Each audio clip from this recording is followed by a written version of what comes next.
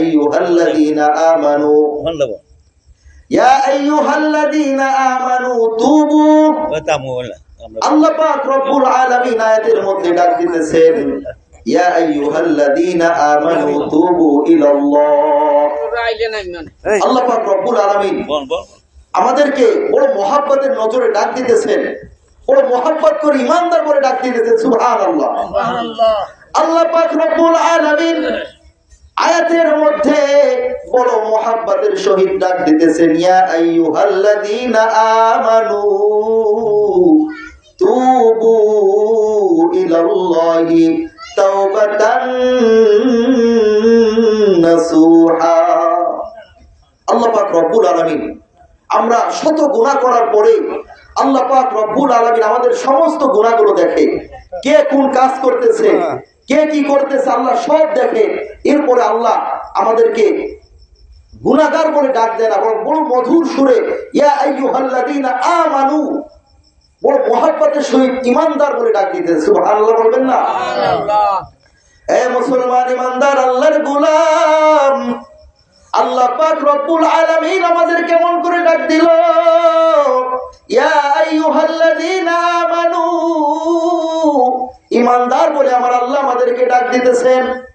আল্লাহ পাক রব্বুল আলামিন জানেন বান্দা দুনিয়ার মধ্যে থেকে গুনাহ করবে, বান্দার শয়তানের ওয়াসওয়াসার কারণে বান্দা গুনাহ করে ফেলবে, নফসের ধোঁকার কারণে আমার বান্দাগুলো তো গুনাহ করে ফেলবে। বান্দা যদি গুনাহ করে ফেলে তার কি পাপের জন্য, পাপের ক্ষমার জন্য কি বিষয় রয়েছে, কিভাবে তারা ক্ষমা চাইবে? আল্লাহ পাক রব্বুল আলামিন ডাক দিয়ে বলতেছেন তুবু ইলাল্লাহি তাওবাতান নাসুহা। তুবু, তোমরা তওবা করো। কার নিকট? সবার নিকট তওবা করলে হবে না, গুনাহ মাফ করার জন্য মালিক কে? আল্লাহ। মহব্বতের সহিত ডাক দি কে? আল্লাহ। আল্লাহ। আবার একটু ডাক দেই না আল্লাহ, আয় আল্লাহ আমাদের জীবনের সমস্ত গুনাহগুলো তুমি মাফ করে দাও। আল্লাহ পাক রব্বুল আলামিন বলতেছেন তুবু ইলাল্লাহ, তোমরা আল্লাহর নিকট তওবা করো। কেমন তওবা করবে? আল্লাহ বলতেছে তাওবাতান নাসুহা, খাঁটি দিলে তওবা করতে হবে। এমন তওবা যেই তওবার পরে এই গুনাহটা আর অন্তরে করতে চাইবে না, আওজাহ অঙ্গ প্রত্যঙ্গ করতে চাইবে না, এবং দৃঢ় অঙ্গীকার করা আমি আল্লাহর কাছে দৃঢ় অঙ্গীকার করতেছি খোদার কসম আল্লাহ যদি আমাকে বাঁচিয়ে রাখে তাহলে এই গুনাহটা আমি আর করব না। সবাই পারবো না? যখনই গুনাহ হয়ে যাবে সাথে সাথে কি করবে? তওবা করে ফেলবে। আল্লাহ রাসূল সাল্লাল্লাহু আলাইহি ওয়াসাল্লাম বলেছেন লা তাআতা লিমাখলুকিন ফি মাসিয়াতিল খালিক।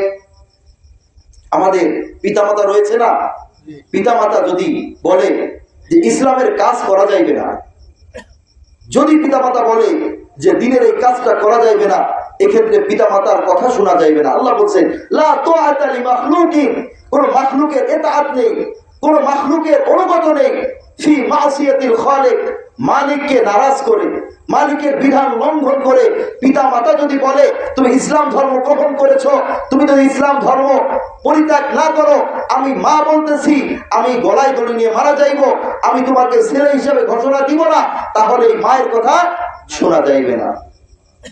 আল্লাহ পাক রব্বুল আলামিন বলেন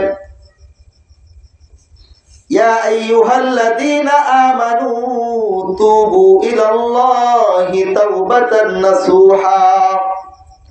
যখনই গুনাহ হয়ে যাইবে বান্দা, যখনই তোমার পাপ হয়ে যাইবে, সাথে সাথে আল্লাহর কাছে 2 রাকাত নামাজ পড়ে আল্লাহ পাক রব্বুল আলামিনের কাছে হাতটা উঠিয়ে যদি দোয়া করতে পারো, আল্লাহ ও দয়ার মালিক আল্লাহ,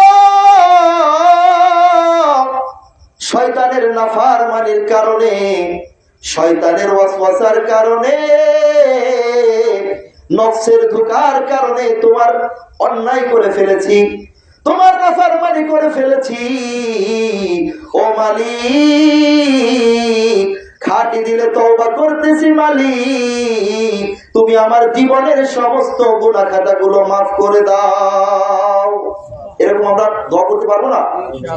যখনই আমাদের গুনাহ হয়ে যাইবে সাথে সাথে আল্লাহ পাক রব্বুল আলামিনের কাছে তওবা করে ফেলবো। কারণ যেই ব্যক্তি তওবা করে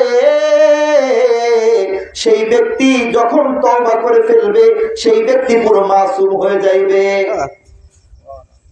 আত্তাইবু মিনাদ দামবি কামান লা দামবা লাহ, আত্তাইবু মিনাদ দামবি, গুনাহের থেকে যখন কোন ব্যক্তি তওবা করবে কামান লা দামবা লাহ, কামান ওই ব্যক্তির মতো, লা দামবা লাহ যার কোনো পাপ নেই, যার কোনো গুনাহ নেই, আপনি গুনাহ করবেন, তওবা করবেন, আল্লাহ পাক রব্বুল আলামিন সাথে সাথে আপনার সেই গুনার জায়গায় ক্রস দিয়ে দিবে যে আমার বান্দা কেমন যেন কোনো গুনাহই করেনি।